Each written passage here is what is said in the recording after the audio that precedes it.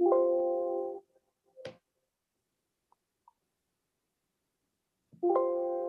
they're still.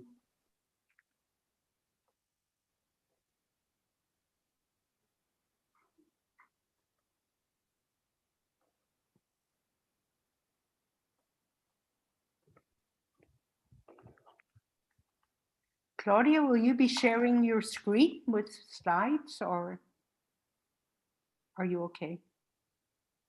No, I'm okay. I don't have slides. I will just make a very short introduction, in fact. Okay, thank you. Okay, I think that there are still participants joining, but I think in a minute we could start, actually. Yeah, I can see, we are now at 37 to 30. Indeed, Alberto, we may start. Thank you very much. Lee. Okay, good afternoon, everyone, and welcome to our FSR debate just before Easter. And I'm sitting in a very sunny spot here in Amsterdam. I hope that the Easter weather will be nice for us all. I'd like to start the debate on energy efficiency today by welcoming Claudia Carnevali from the European Commission, who will introduce with us the concept of energy efficiency and the energy efficiency first approach that is now being built into the rollout of the Green Deal. So I'd like to turn the screen over to Claudia. Thank you. Thank you, and good afternoon, everyone. And thank you for having invited me to take part in this workshop today. Indeed, I will just make a short introduction about energy efficiency first in particular. You know very well that energy efficiency is a key component in the fight against climate change. That was recognized in the European Green Deal that said that energy efficiency needs to be prioritized, and also in the climate target plan that repeated the same issue. And in fact, already before, we knew that energy efficiency is really a precondition for reaching our climate objectives. Without it, it would be much more costly and probably also very difficult to reach. Because of that, the Commission is working on the revision of the Energy Efficiency Directive in order to strengthen the requirements of the directive, and also to reflect the more ambitious energy efficiency target that will follow from the decision to have the at least 55 greenhouse gas reduction target by 2030. But in this revision of the Energy Efficiency Directive, an important component will be the energy efficiency first principle. You know that this is already reflected in the legislation, in the governance regulation, and there is also a recital in the actual Energy Efficiency Directive. But we are aiming at having a stronger article in the revision of the Energy Efficiency Directive. At the same time, in parallel, we are working on a recommendation, a Commission recommendation, and attach the guidance on how to make the energy efficiency first principle operational. This is because it's a concept that has been well known by the academic world, by the scholars, but it has never really been made operational, and this is something that we really need.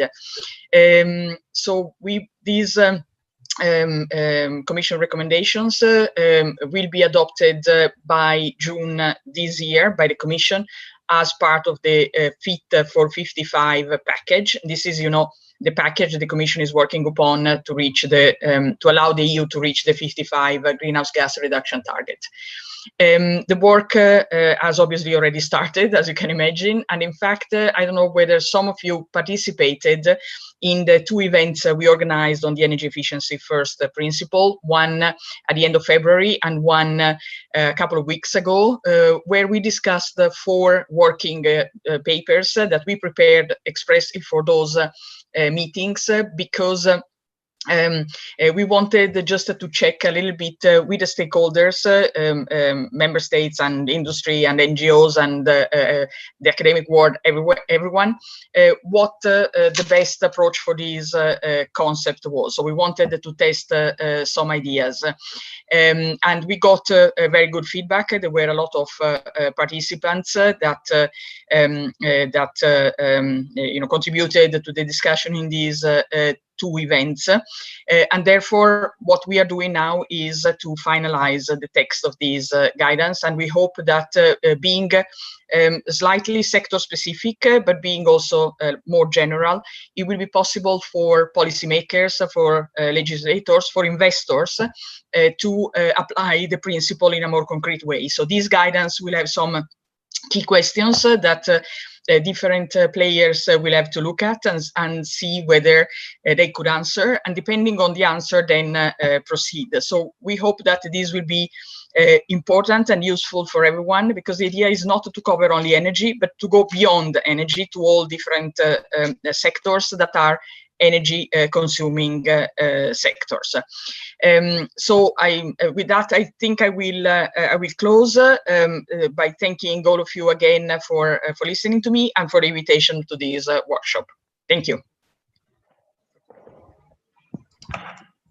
Thank you very much indeed. I think you've given us a flying start with lots of things to think about, and good to hear that progress is being made to translate the energy efficiency first concept from an academic discussion to work in progress as a key component for the Green Deal. I'd like now to turn the floor over to Alberto. I'm afraid Claudia has to leave us very shortly.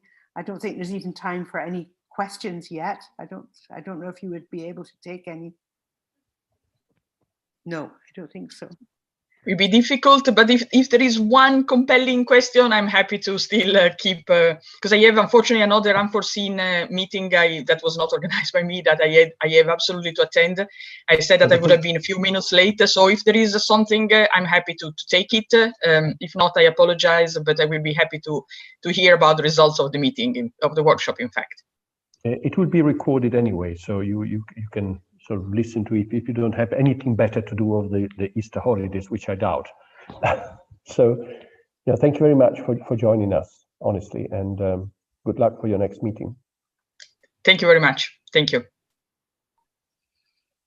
So I will also be very brief, because I think we all know what the energy efficiency challenge is. I just recall, because I have gray hair, so I've been around for long enough to remember that I think in 2005, the Commission came out with a paper, a white paper, doing more with less, in which they quoted different studies that were claiming, or were there forecasting, that 20% energy efficiency improvement could have been achieved at zero net cost. So the investment would have been repaid by the savings in energy, in electricity.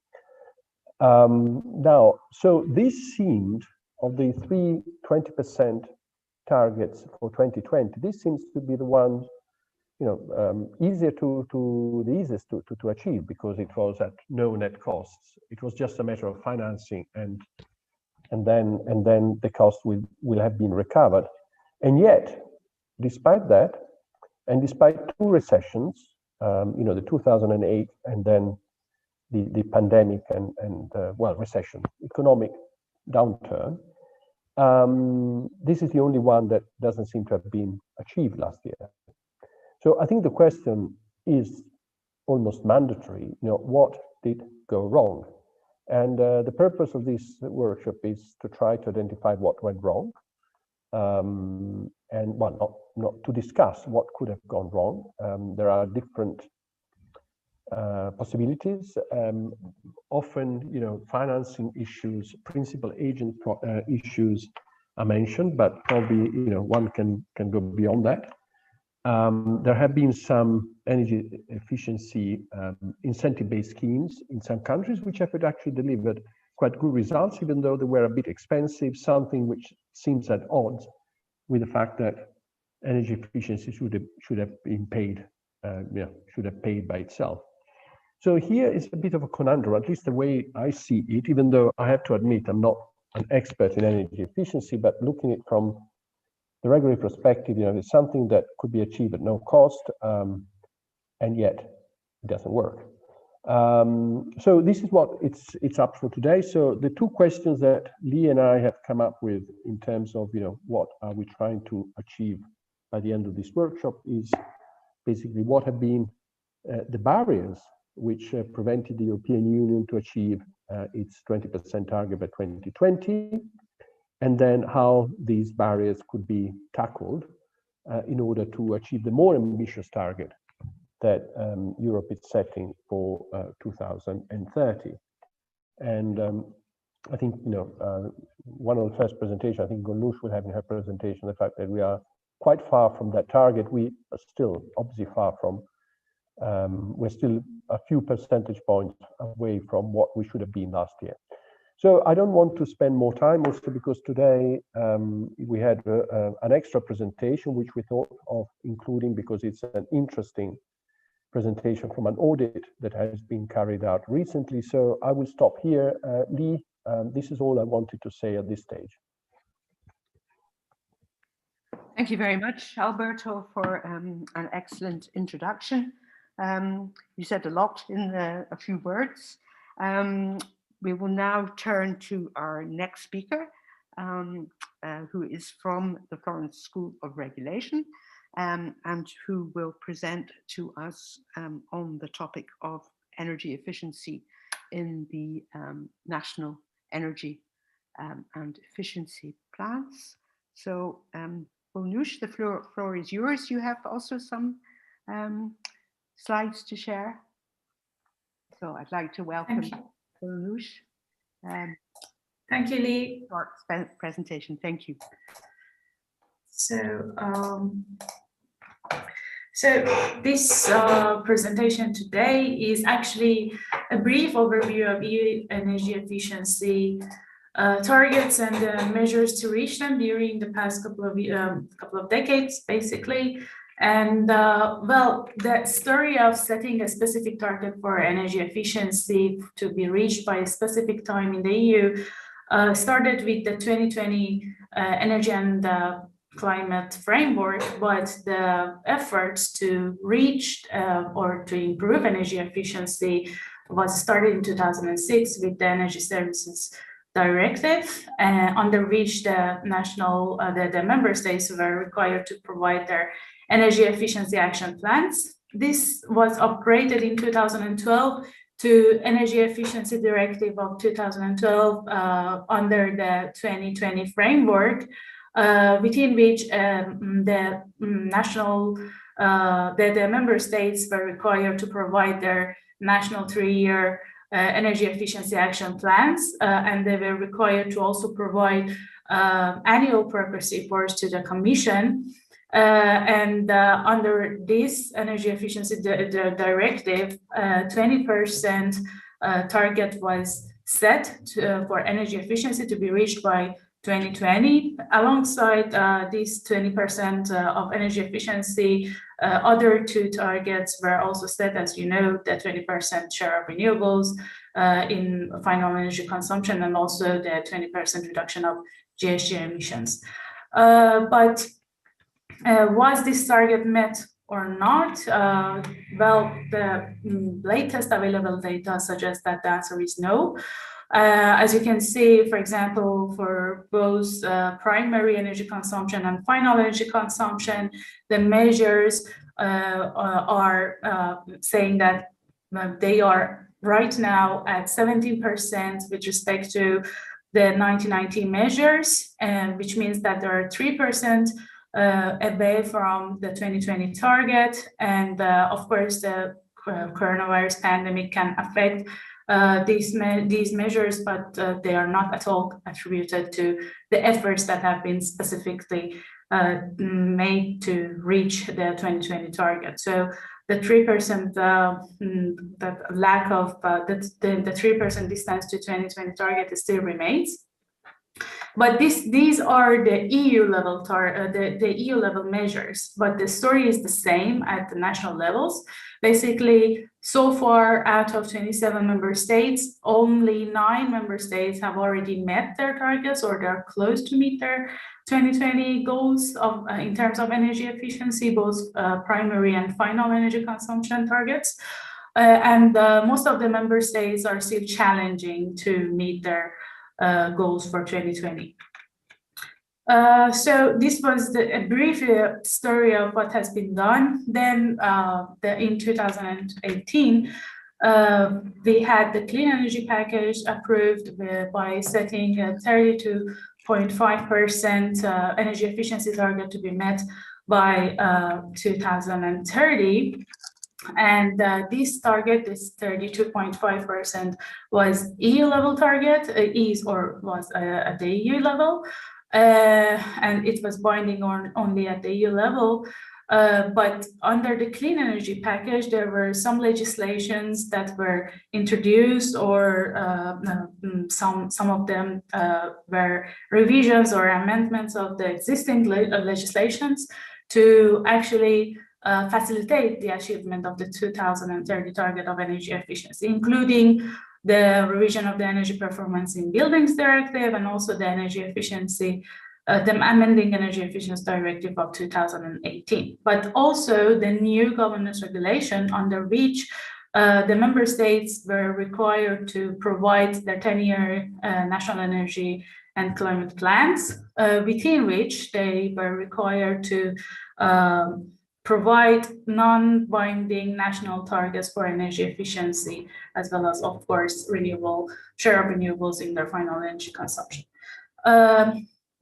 But besides that non-binding national targets under the NECPs, the member states were also required to provide their measures that they were willing or they intended to undertake to actually reach their targets for energy efficiency by 2030, among which most of the member states were actually focusing on providing strategies to improve renovation, to improve building renovation, and to set targets specifically for building renovation, and also to include measures to require new buildings following the energy efficiency measures, basically.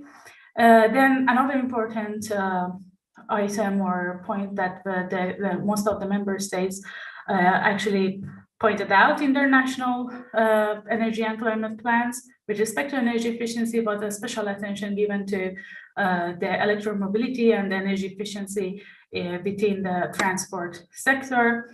But these are the two most important, let's say, points. But there were also other measures, including, for example, supporting and pushing small and medium scale enterprises to better manage their energy consumption and their energy systems. And also there were some measures focusing on heat waste and how the management of commercial and industrial waste heat can be improved.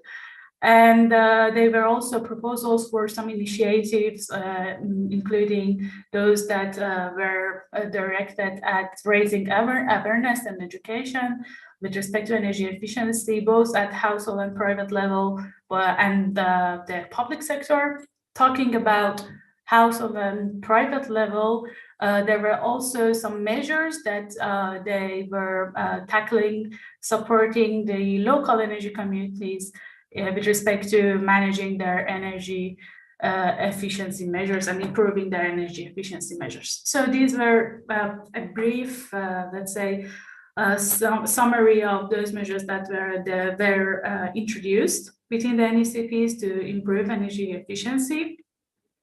But there were 2 drafts of NECPs that were submitted to the Commission, and for these 2 drafts, the Commission provided assessments. The first assessment was out in June 2019, which concluded that with the first draft of NECPs, the collective measure, the collective EU and EU level target of energy efficiency would not be met because the both primary and final energy consumption measures collectively were lower than 30%, 31% basically, approximately. And so the Commission recommended member states to increase their ambition levels and to increase their targets for 2030. And the next year, when the final drafts were submitted, the Commission again, after a while, provided its assessment. Basically, last September, it provided the assessment. And in this new assessment of the final drafts, the Commission again concluded that although the measures and the targets have improved with respect to the first draft, the new collective measures were still lower than 32.5% of the initial 2030 targets. So again, the Commission provided some recommendations, including recommending the member states to increase their efforts and the measures for energy efficiency and to prioritize, for example, the building renovation, and also the Commission recommended for Energy Efficiency Directive and the Energy Performance of Buildings Directive to be revised. Then these are, of course, for 2018 and under the Clean Energy Package, but these revisions are very important also for future, especially with the Green Deal and with the fact that the new GHG emission reduction target for 2030 will be 55%, which is more than the initial 40%. And to reach this 55%, as Claudia said, we're going to need to increase both the energy efficiency targets of 2030 and the share of renewables target. So specifically for energy efficiency targets, for example, final energy consumption, this increase of the target should be between 7 to 9%. And for the primary energy consumption, the increase should be around 4 to 5%. So considering that there were with final NECPs and the initial target of 32.5%, still the measures in the NECPs were not enough to collectively reach the EU level target of 32.5%, then with the increased 39 to 41% or the 36 to 37%, the measures and the efforts at national levels should intensify and should increase dramatically, basically. And this will also require, as it is already under the Green Deal, to put energy efficiency first as a principle, of course, for all of the actions. And also under the Green Deal, the revision of the Energy Efficiency Directive and the energy performance of the building is in agenda, and there are going to be some communications soon, probably. And this was it on my side, basically. So it was a brief review of what has happened during this couple of decades. Thank you very much indeed. Thank you for a very, very clear presentation, bringing us up to date where we are. I'm sure we'll have lots of questions from the panel and observations that we'll come back to. I'd like to move on now to our second speaker, also from the Florence School, Lorenzo Pirelli, who's going to focus on energy efficiency audits in buildings. Lorenzo, if you would like to share your screen. Thank you. Thank you very much. I'm just sharing the screen. Actually, I'm currently in Florence at the Florence School of Regulation, but I come from the European Court of Auditors, the institution in charge of checking how EU money is spent. So I will be presenting a recent report, which is an audit on the EU-funded energy efficiency projects in buildings. that you can find on our website. As you know, we did this audit because energy efficiency is important for several reasons, from energy poverty to citizen health to meet the member states' targets. And as Golnush showed already 2 years ago, when we started this audit, we realized that the EU risked not to achieve the target for 2020. So this was a reason for doing an audit in this field. And we decided to focus on buildings, and in particular residential buildings, for the basic reason that most of the energy consumption is in households.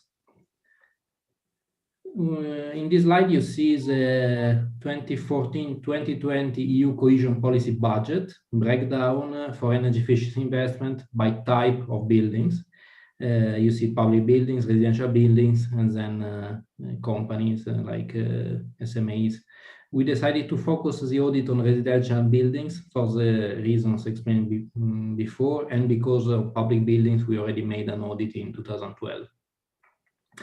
So we decided to focus the audit on the barriers to investment, the project selection criteria, and the monitoring of results. And we focus on 5 member states: Bulgaria, Czech Republic, Ireland, Italy, and Lithuania.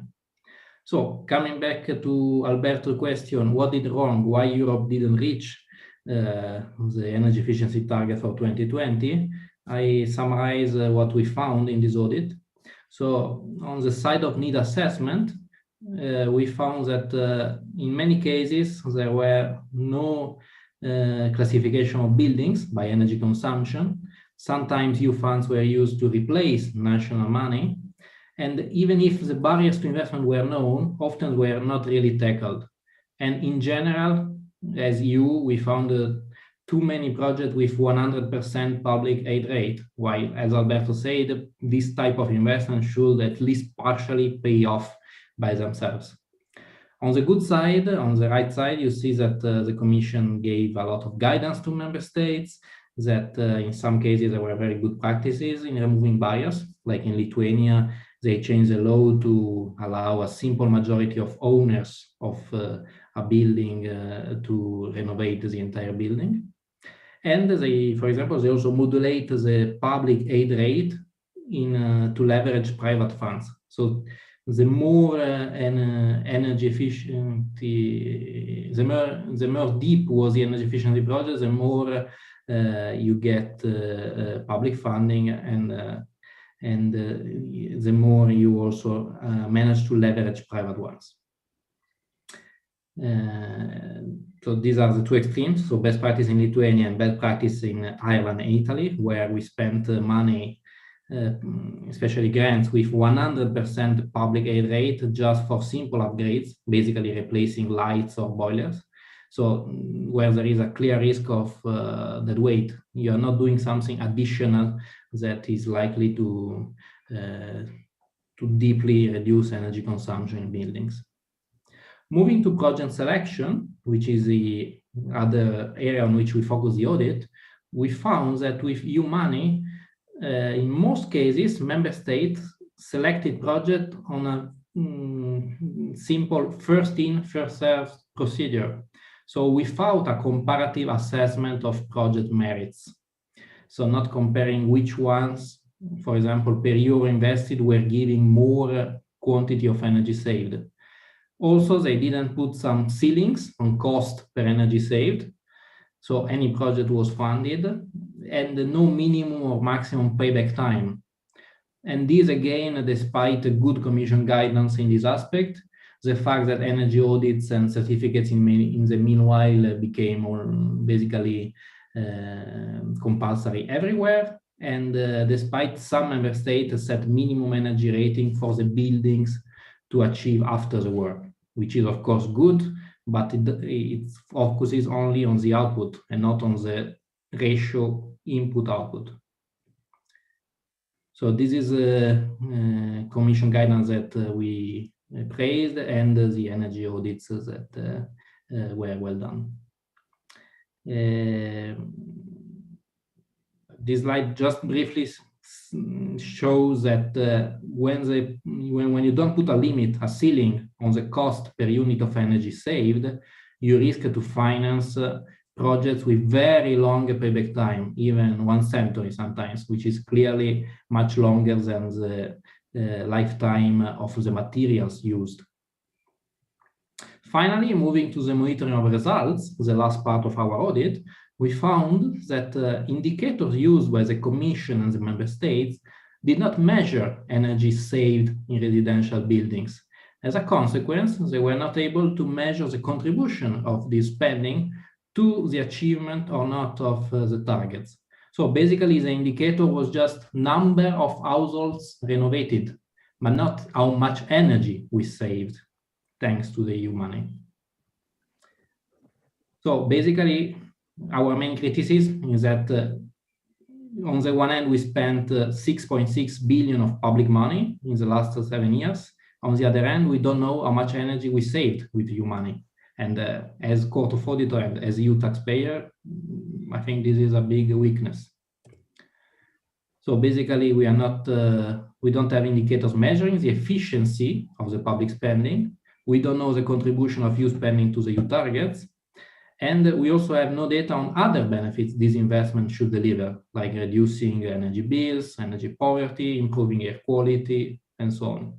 So still, in the last 7 years, the focus was more on spending and outputs and not really on results, on energy saved. So what we recommended to the European Parliament, the Council, the Commission, and the Member State was to assess whether the programs, the EU-funded programs, were really using the best financing instruments available, like energy performance contracting, rather than simply using grants for any type of renovation. So the idea is to reserve grants only for deep renovation, which cannot be funded by market mechanisms like energy performance contracting. And secondly, to better align EU-funded programs with national energy and climate plans and national long-term renovation strategies. Secondly, about the project selection procedure, the area where we found a lot of weaknesses, what we suggest is to set minimum and maximum thresholds for key parameters, like the quantity of energy to be saved, the minimum energy rating of the building after the work, or the simple payback time, or the cost per unit, but some type of indicator which relate the inputs, the money, with the outputs, the energy saved. And to better assess in a comparative way projects to assess their cost and benefits, rather than simply selecting projects on a first-come, first-based basis. Finally, we recommend to improve the monitoring of the results. This is more for the Commission. So to get data both on the cost and the amount of energy saved and other results generated by the investments. And finally, to use indicators for monitoring the cost effectiveness when allocating resources in the 2021-2027 period. As you know, we are in times of pressure on public budgets, and increasing targets for energy efficiency. So we definitely need to increase the focus on cost effectiveness, so on the efficiency ratio, not just on saving energy at any cost. Thank you very much for your attention. I'm available for any questions.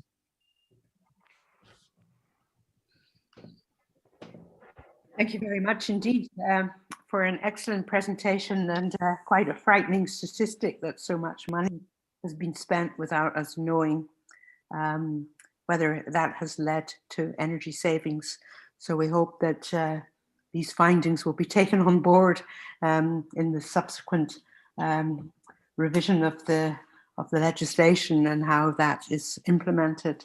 Thank you very much indeed. Alberto, I'd like to hand the screen back to you as you will be moderating our panel discussion. Thank you very much, Lee. Apparently, yes. Now we are going into the panel discussion. Later on, we would also pick a few questions from the audience. So if you have a question, I've already seen one, please put them in the Q&A section of the platform, not in the chat, in the Q&A, and hopefully we'll have time to to address a few of them. But before then, I think I would like to welcome the three panelists that we have today. Sabine Löbe from the Rottlingen Energy Center, Suzanne Pateau from the Regulatory Assistance Project, and Giuseppe Velluto from Gianni Rigoni. They provide different perspectives to the issue of energy efficiency. I would invite now them to provide an introductory statement. Please stay within sort of 4 to 5 minutes, because then we have polls, and then you will have another opportunity to comment on this and also to address questions from the other participants. So I would start with Sabine. Sabine, please. Well, thank you very much, Alberto. Thanks for inviting me. Reutlingen is a city south of Stuttgart, and we got a university, and we're concentrating on energy efficiency and distributed energy systems. So that's my job, so to say. Just to come to join Lorenzo regarding the inefficiency of money being spent. Probably you saw the Federal Audit Office in Germany yesterday launched a study saying that Germany's Energiewende and our transition is among Europe's most ambitious one, but it's a very expensive one as well. They very much criticize the cost we're producing with what we're doing there. So well, I would like to briefly comment on, let's say, state four issues I'd like to address. I mean, there is some sort of cluelessness on how to close the energy efficiency gap, and I'm not going to comment on what's already been said here about the situation in total. I think it's similar in Germany, and I would like to state something about the German situation and what we are learning from this, from the energy efficiency policy. Because you know that in Germany wants to become the most energy efficient economy worldwide. You'll find that on our websites in German regulation, and in all sectors we want to play energy first, and that's supposed to be the primary principle. So what's happening, and how can we achieve that, and what's missing? The first statement I would like to make is that energy efficiency is a marathon. I mean, we have to think in a long-term perspective, because what we're investing today stands there for like 40, 50 years, whatever. So because we've got to do with building an infrastructure, we need a next renovation that fits requirements right now to be helpful for the next years to come, the next 50 years probably.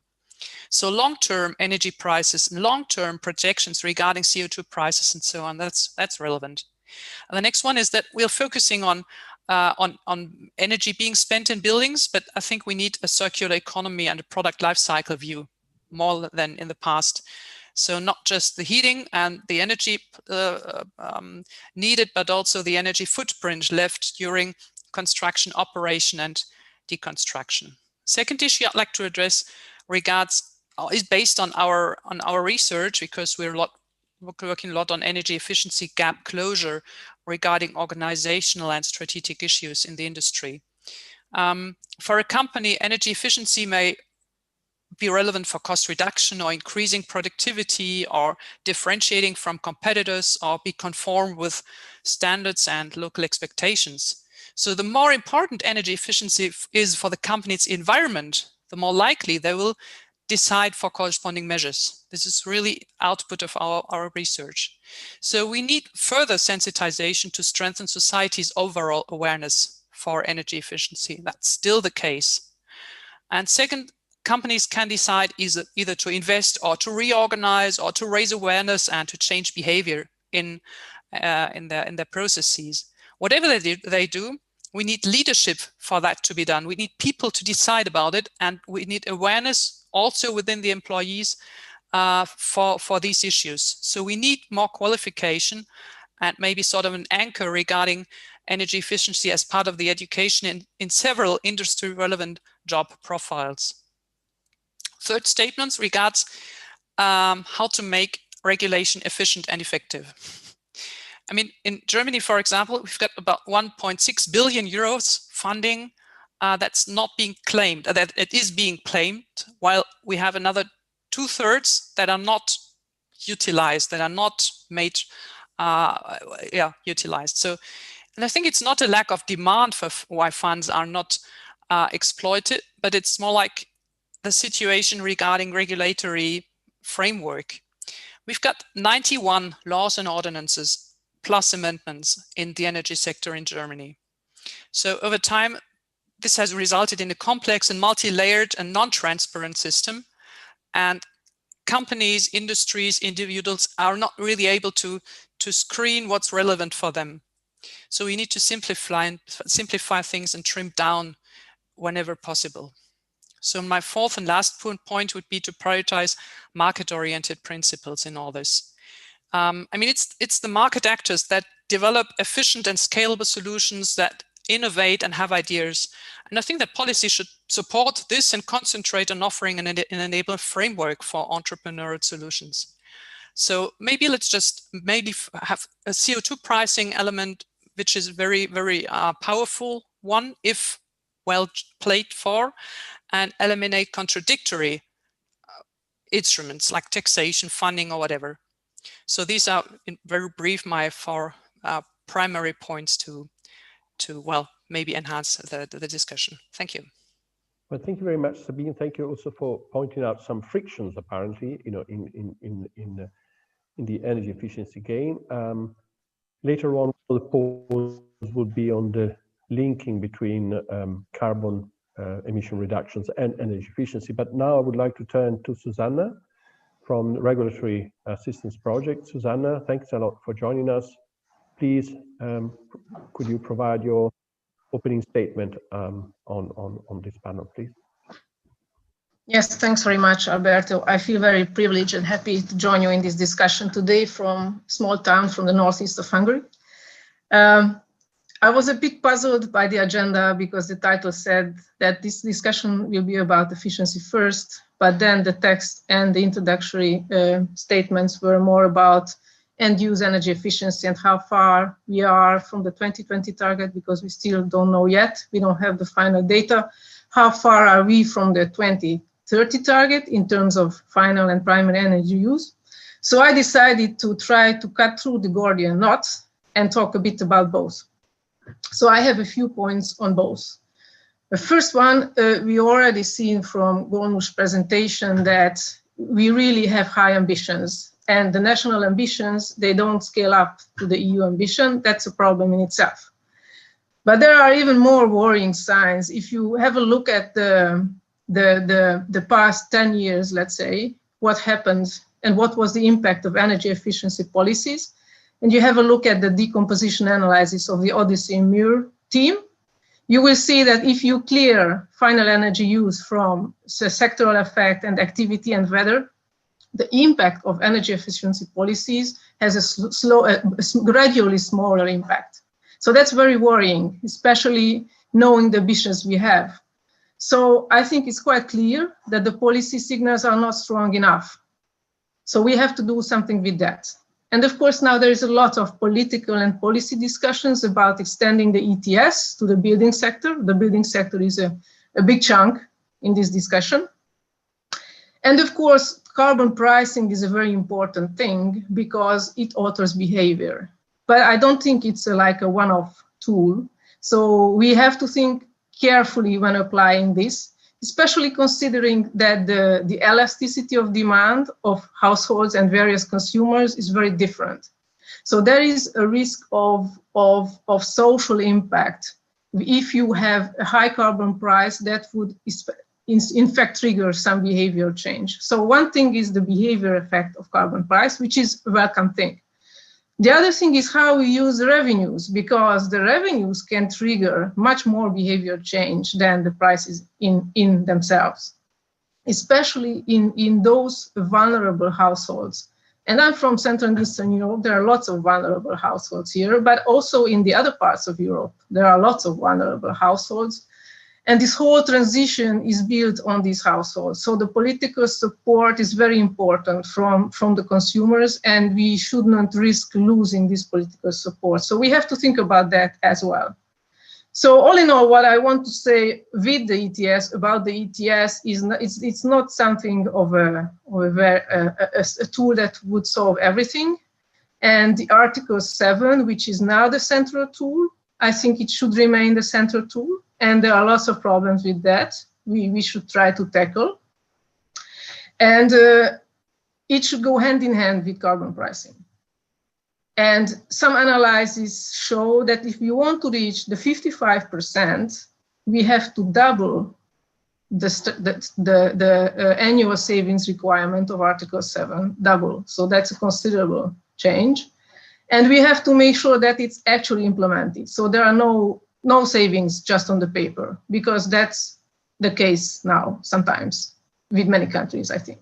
So that's all about end-use energy efficiency. Something about efficiency first. I think it's very important that we are clear that the two concepts, of course, they are related, but they are not the same. Efficiency first is a bit more and a bit less than end-use energy efficiency. It's more in the sense that it considers and needs to be implemented at a wide range of energy policies, and probably in other policies as well. Claudia already hinted that it's in water policy and whatever end-use sector which involves energy use. So in this sense, this is more. In the other sense, it's less, because it tries to capture those decisive moments with various actors in the energy field, making investments, whether they do these investments in supply infrastructure, whether it's network or generation, whatever infrastructure on the supply side, or invest in the demand side. Let it be energy efficiency, but it's more than energy efficiency. Especially in the power sector, it's increasingly demand response, because that's a very valuable demand side resource, and it's going to be even more valuable with a renewable dominated power sector. So in this sense, this is less. And as Claudia already mentioned, this is a common sense thing. I mean, if you have, for example, a congestion problem in the power sector, you can solve by investing in copper and wires, or you can invest in flexibility in the demand side, or you can buy energy efficiency from the consumers. And sometimes they are cheaper. So the wider the options you use, for example, as a regulated entity, as a network company, the higher the likelihood that you will come out as a lower cost. And minimizing the cost in the regulated sector is a regulatory must. In the non-regulated sector, so in the free market, of course, it's also very important for business purposes. And it's also very important in social aspects, saying that the whole transition needs the backing up of the people. And if the costs will go up, this backing will go away. So why doesn't it happen automatically? I mean, this sounds common sense thing. And let's take the example of the power sector. I think there are one very important precondition. To be able to pool these demand resources, you need automation. And it was not there 20 years ago, but it's a viable technology now, so that's not an excuse. The other problem is that we had regulations which were legacy regulations, and they were always focused on supply options. Now, of course, it's changed. So the new market design in the power sector legislation is a very big step forward, but it's yet to be seen how it's translated by the national regulators to the national regulatory rules. Thank you very much. Well, thank you very much to you, Susanna, and thank you actually also for spotting the slight inconsistency. I think this comes from our bias of always looking at, the energy sector as the universe, but I take fully your point.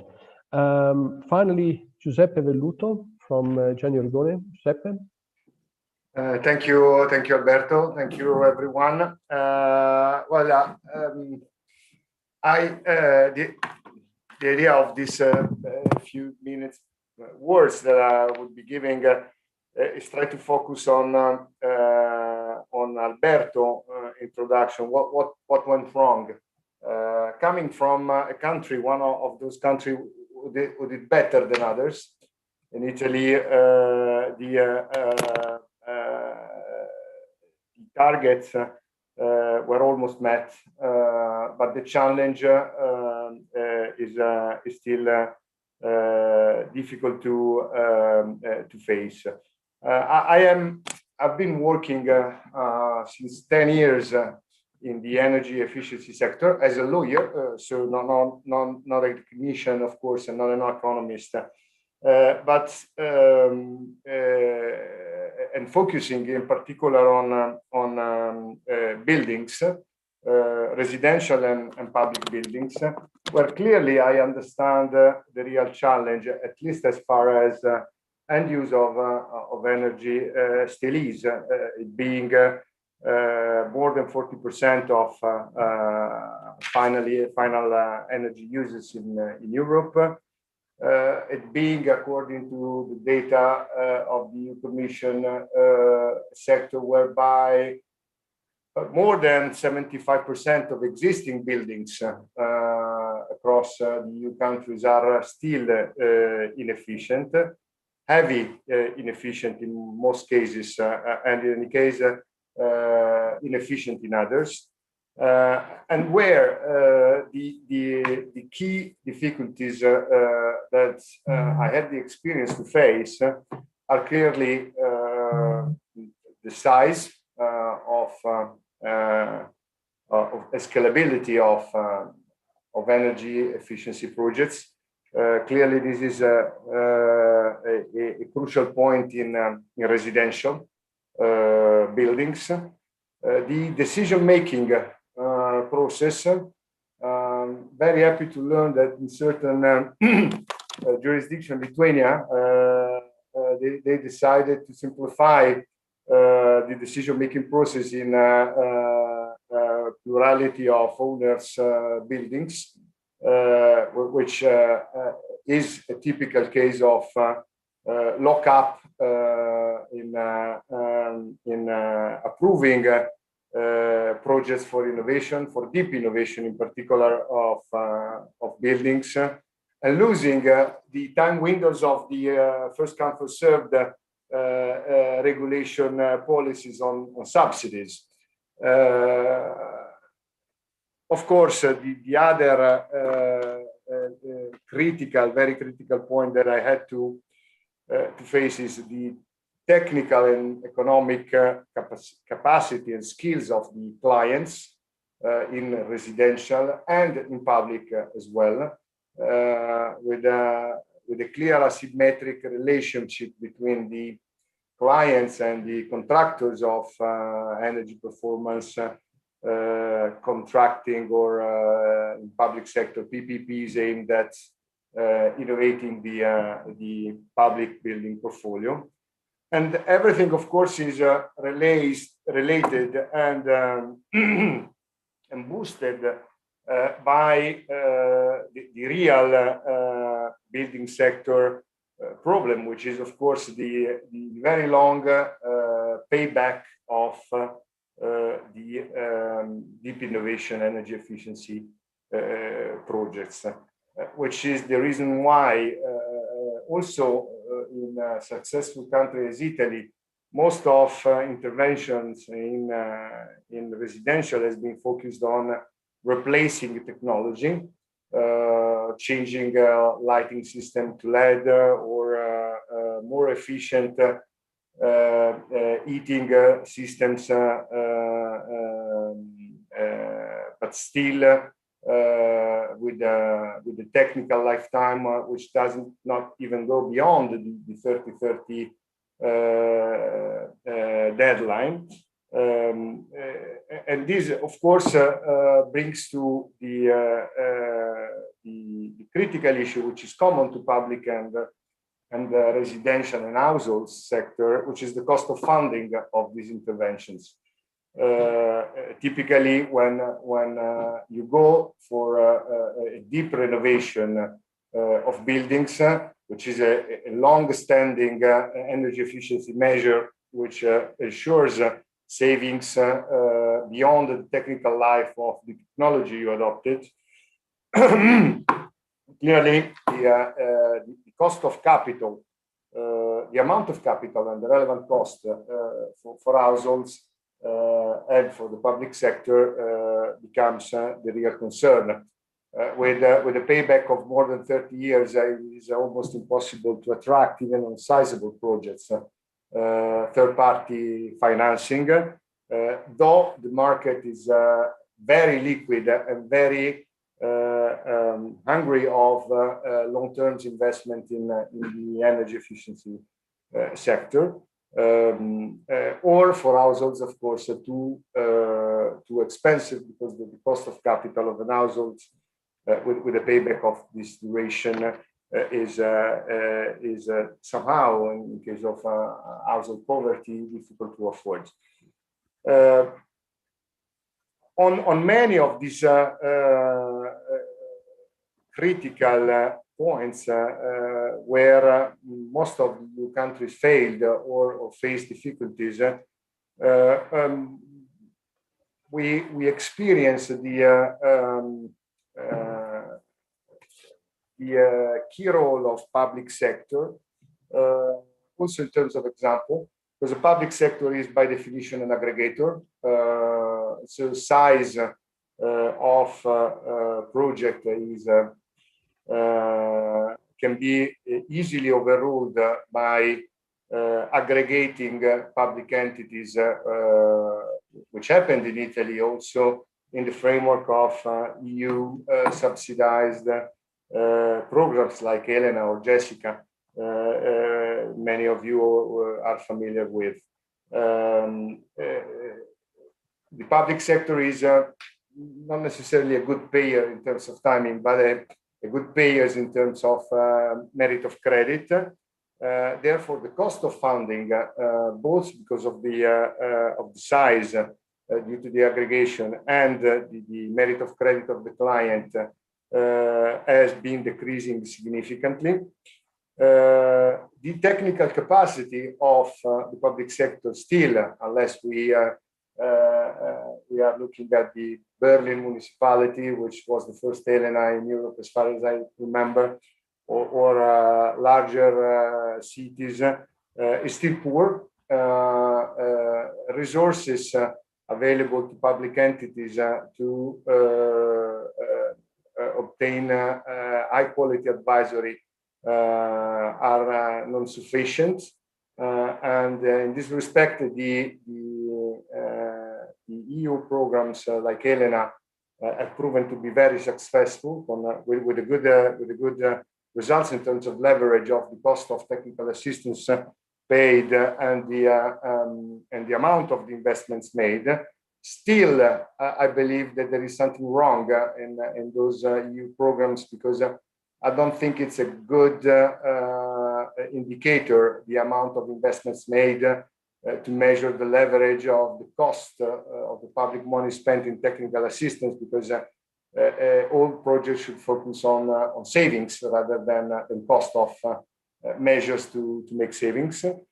And the challenge, in my view, is how to bring all this good school experience made in the public sector sandbox into the residential and households sector, which still is the main consumer in EU.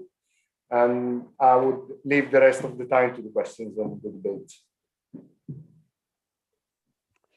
Thank you very much, Giuseppe. Indeed, now we go into the, well, now we have a few polls, which I would ask Chiara to put online.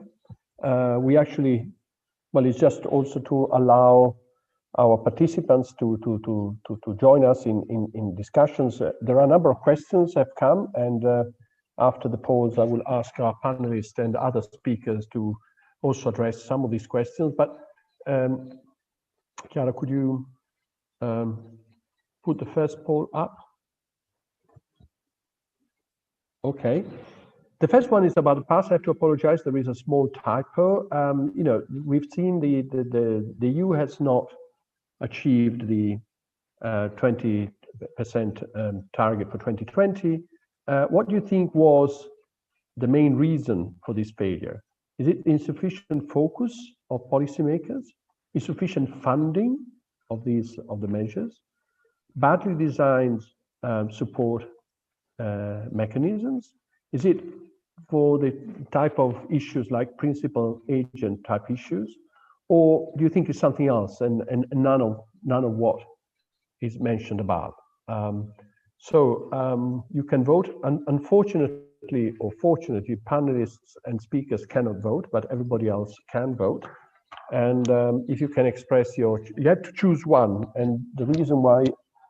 Right, okay, so it seems that it was mostly about badly designed supports mechanisms, but also, and which I guess comes from the fact that policymakers had not, did not focus sufficiently on these issues. I think this is quite an interesting, so it's not, doesn't seem to be so much a matter of funding. In fact, we've heard a lot of money being poured into this issue, is rather that the mechanisms were not well designed. Thank you very much, Chiara. Could we go with the next one? The next one is how we deal with the future. And here we have many more possibilities. In fact, we have 6 possibilities. So how can the energy efficiency challenge be approached? Should we favor widely targeted mechanisms based on, for example, of the kind of energy efficiency certificate, trading certificate, so something that covers many different sectors? Should we have more targeted incentives, sector specific, like tax rebates, for example, for improvement in buildings? Should we go through not market mechanisms or incentive mechanisms, but rather administrative measures and standards, like the minimum standards for appliances? Through a combination of these, even though obviously we need to, we need to have in mind that some of them may compete for the same resources. Should we not have instruments because energy prices should make the trick, or should we look for an innovative approach? We already have the answers. Let me see, because I cannot see the whole of it. Let me see if I can scroll down. Anyway, it seems that a combination of measures is what most participants envisage, and then standards, I think, coming next. And then finally, thank you very much, Chiara. Next, the third one is whether we should, when in designing energy efficiency measures, we should also try to prioritize those actions, or should this mechanism prioritize those actions which are most beneficial also in terms of carbon emission reductions? A, yes, so as to achieve synergies. B, no, because carbon emissions reductions are promoted by other means. C, no, because the mechanism for energy efficiency should try to focus on energy efficiency. So please vote. So should there be somehow a secondary, at least, target for these mechanisms? Right. Well, quite interesting. This polls is probably having the largest majority on trying to also have an eye on carbon reduction measures. May I ask the 3 panelists just to spend one minute, please, not more, picking up one of these 3 questions and commenting. As I said, if you can limit to 1 minute, then I will be happy to take some questions from the audience and have another round. So maybe we go now in reverse order. Giuseppe first, then Susanna, and then Lobo. Yep. Okay. Well, I would pick the first one. I concur that this is definitely the case for Italy. But as far as I'm aware, this is the case in most of the EU countries. That the incentive scheme, the subsidy scheme, has been over the last decade sufficient in terms of amount, but the way the public money has been spent, and not all the money has been spent, by the way. There are a lot of grants which remain unused, as often happens, was not focused to promote long-term self-sustainable and effective energy efficiency measures. The first, let's say, the Italian example is a good one. In the first phase, we try to standardize as much as possible energy efficiency measure to, let's say, diffuse via standardized systems, small intervention, small projects everywhere, also on households. But the result was a lot of subsidies paid where was not needed. Like, I mean, is a no-brainer. Changing an old boiler with a new one is a very low cost, very short payback, and doesn't need to be subsidized. And by the way, any of the subsidies do not ensure that an efficient use of the new technology replaced over time. And subsidies need to be focused where needed to boost deep innovation, where the market itself is not able to ensure a payback which becomes then appealing for a third-party investor, like for instance in public lighting, which is a self-sustainable market which exploded in Italy over the last decades. Okay, thank you very much, Giuseppe. Then Susanna, pick one and comment the one you like. You can even comment the same one. Yeah, I would like to comment on the last one, whether we should focus on energy efficiency and push as far as possible. And I would like to link it to some of the questions which asks about the competitive situation between energy efficiency and renewable policies. It's often seen as competitors. And we have to be clear that decarbonization is a very important goal.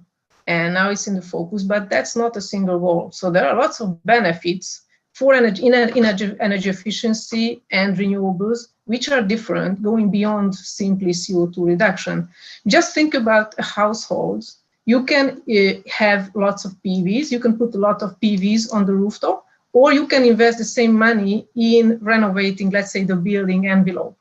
Renovating the building envelope have benefits that the PV doesn't have for the households. But the PV might have benefits for the system with the energy efficiency doesn't have. So these are not rivals. The benefits are very different. And it's very important to see that the benefits always depends on your point of view, whether it's the household itself, whether it's the power system, let's say, or whether it's the big social field, the society as a whole. For example, having energy efficiency investment in my house, let's say if I'm a vulnerable household, that reduces the risk, my price risk for the utility bills. If I don't have that risk anymore, my government doesn't have to think about paying me or helping me with financial social transfers because I'm in a problem paying the bills. So there are these kind of issues which go beyond the household immediate decision perspective and also, let's say, the energy system perspective. So these are not rivals. Thank you. Thank you very much. Sabine. Yeah, well, thank you. Very much in line with you, Susanna, because I think the system perspective is extremely important, and I'm very much in line also with the result of this poll. I think we need a combination. Of course, we need a combination of different instruments in order to support energy efficiency, and the combination needs to be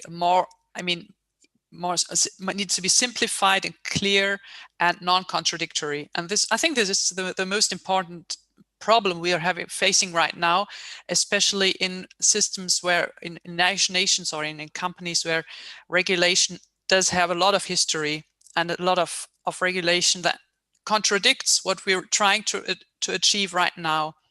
So how can we abolish taxes that are do not work in the correct direction anymore, given the fact that these taxes are, of course, part of the budget of the government budget, and on the other hand, these taxes are contradictory towards other policy objectives that developed during the time. I think this is one of the most important challenges we're facing, getting things efficient and non-contradictory. Of course, yeah, I said that I do think that the ETS should be one of the major instruments, but I also think, as I said, that all other instruments like funding and sanitization and qualification are very important in order to enhance the energy efficiency objective, to achieve these objectives. Okay, well, thank you very much. I wonder whether, Lee, do you want to intervene, come in at this time? Have you picked anything from the polls or from what our panelists have said that sort of you want to comment on? Thank you. Yes, thank you, Alberto. I see quite a few questions coming through in the polls. Yeah. In fact, I was thinking of also running the question later on. But you want to come in already now, or you prefer that we pick the question? Now, so I won't talk about the polls as such. But I think the idea of what I hear coming through in the responses from the panel is we needed a more integrated approach, so that we're not prioritizing measures on the supply side or the demand side at each other's expense. We need a more robust integration. And so I wondered if people see any hope for such an approach in these national energy plans, or is that too abstract an instrument? Do we need something at local government level that does that, or regional level? How do we ensure that this integration occurs, and taking also into account what Sabina said, you have to constantly recalibrate, because I suppose as costs change, technology changes, there are many reasons why this integration and priorities and possibilities should not be set in stone for a planning period. So how do we achieve that, and at what level? Okay, well, thank you very much. I don't know whether Gulnush and Lorenzo want to add quickly something now before I get to the questions. No?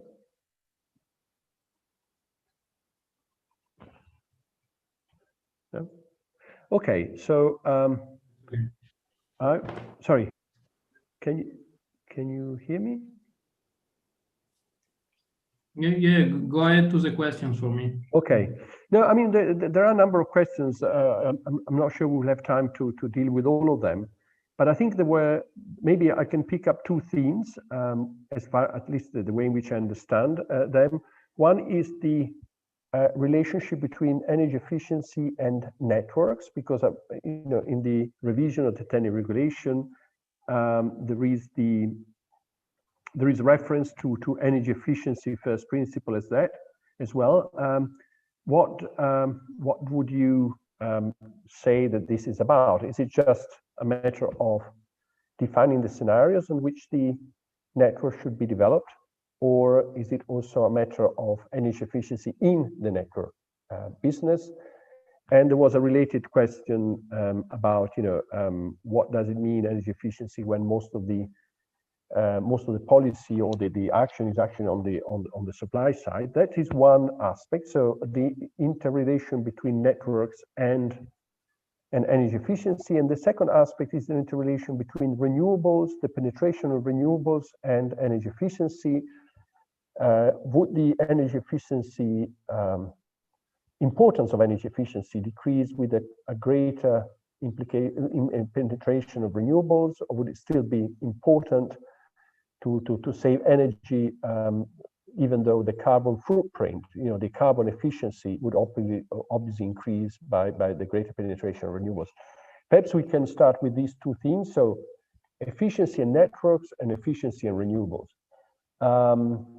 Again, I will, perhaps now we start in the traditional order. So Sabine, Suzanne, Giuseppe, then Gulnush, Lorenzo, and then Lee and I will probably close.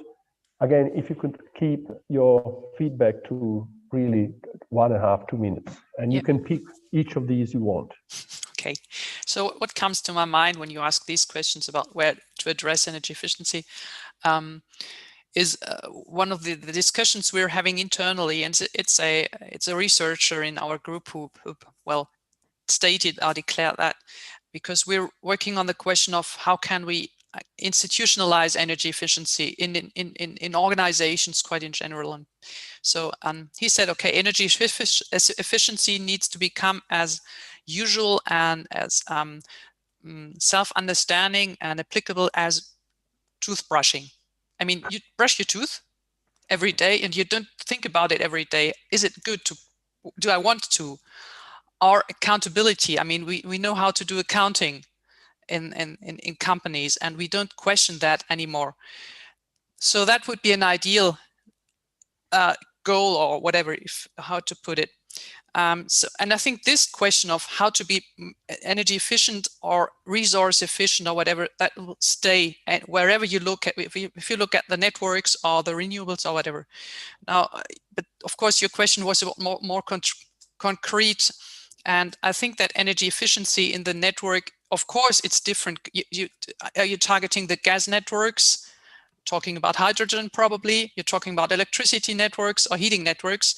That there's a lot of differentiation to be made about that. And of course, renewable energies are not, to my mind, I mean, not in a counter position, but the position is different, because we tend to focus on what's visible, and wind farms are visible and whatever is visible, but renovation, it's not that much. I think that it's not that interesting, not that appealing for politicians and for people in general to discuss renovation. And it's more complex regarding the system itself. It's not as interesting, and there are no quick wins. It's not as easy to talk about, quite generally.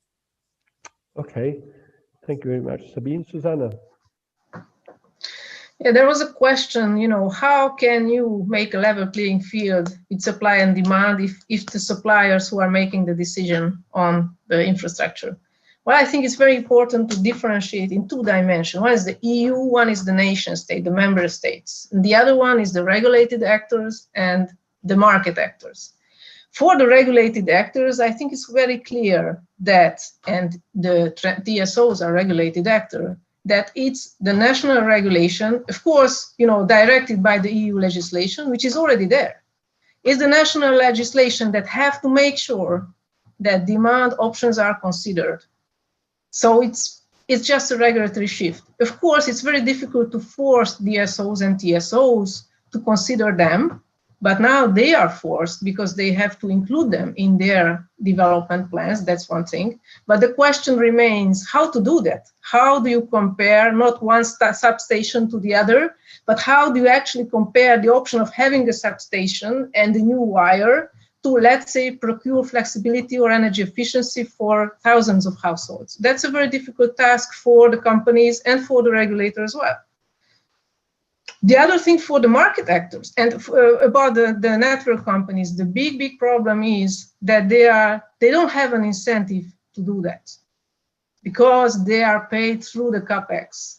And everyone agrees that this is a problem and no one knows why it's not happening. It's only the UK where they have a TOTEX approach. So these companies always have an incentive to invest in assets. And until it remains like that, I think it's just like, it doesn't work. On the market actors, of course, the market actors will be directed by the prices and the business case. So here, there is a role for regulation. The regulation have to make sure that there is market access to all potential solutions. There is option for third parties to come in with new ideas, to aggregate the way they can, to aggregate doing VPPs, aggregate industrial load with consumer load, with batteries, and also distributed generation.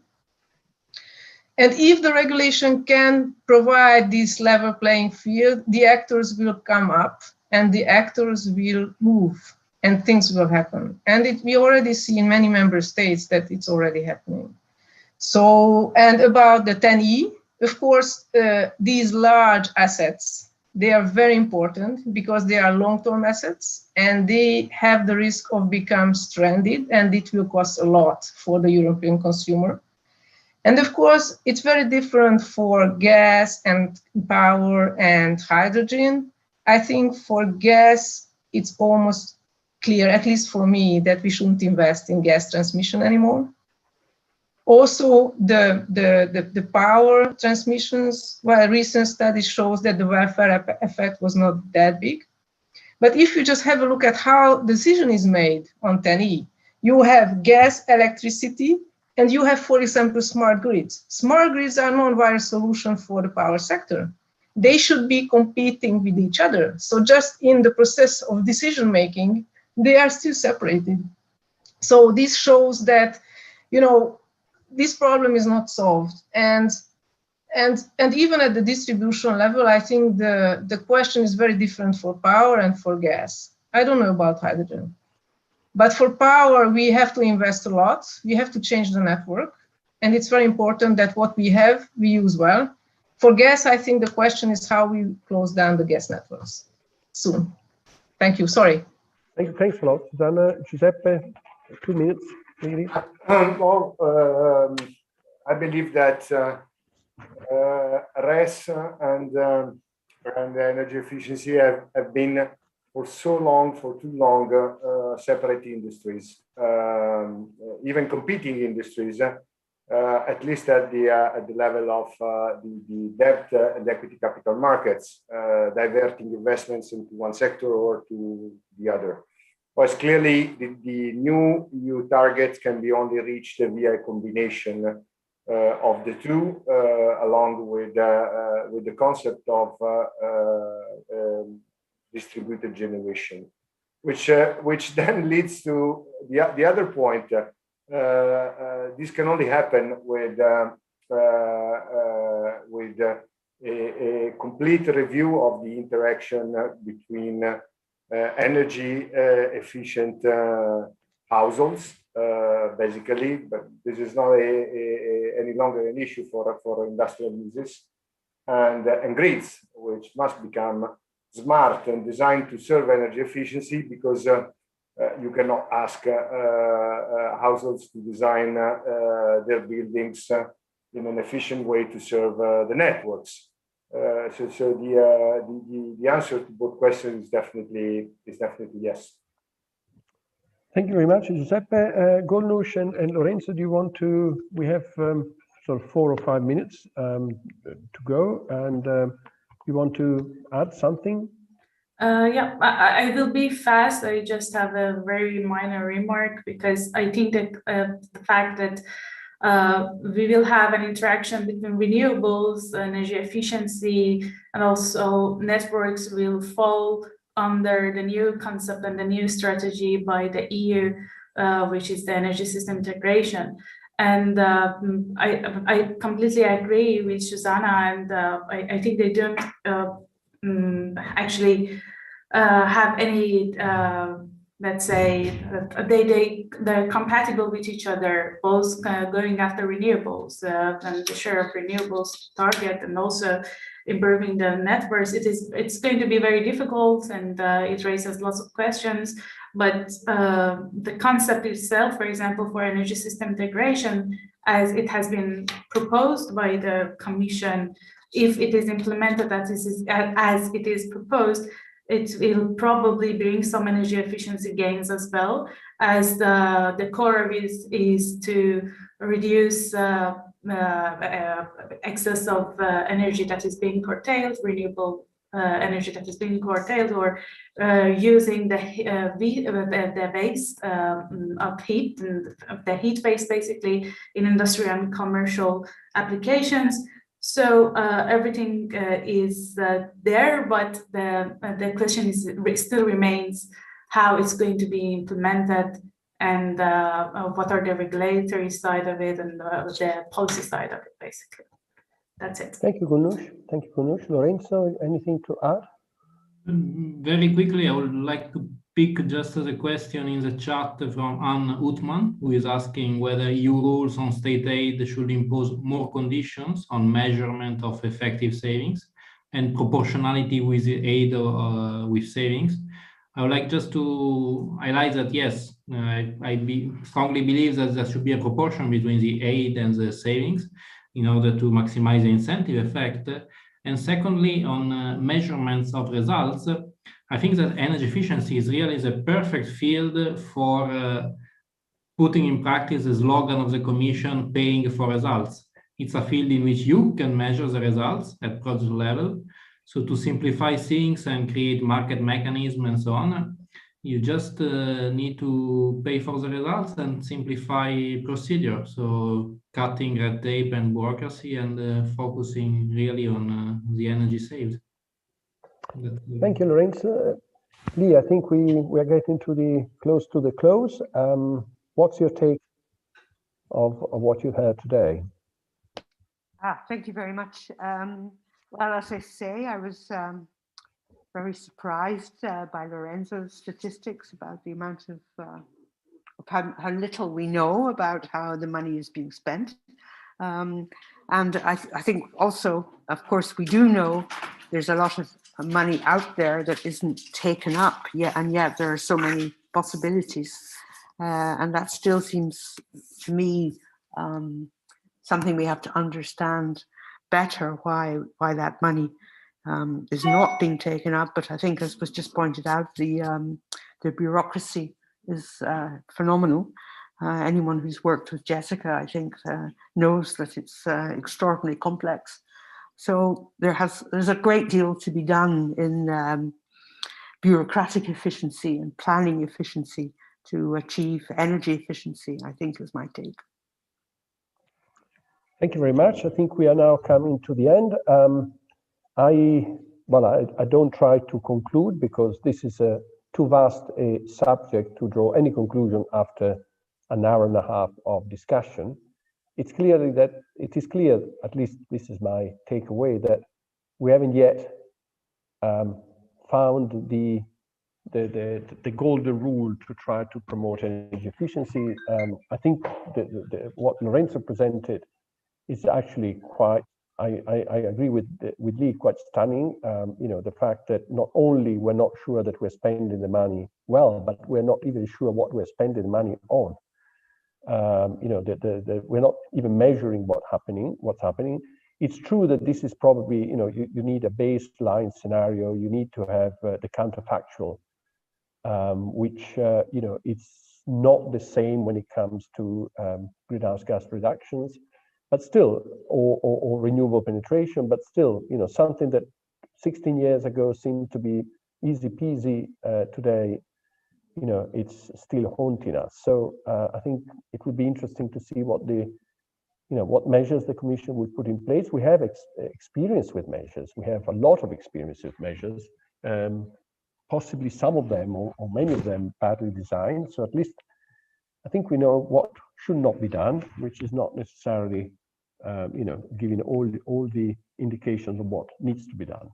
But I would like to thank all of you who joined us for this debate today. The participants who also sent some questions. I'm sorry if we could not deal with all of them. Also voted in the polls. I would like to thank Lee, who is masterminding with me this series of debate.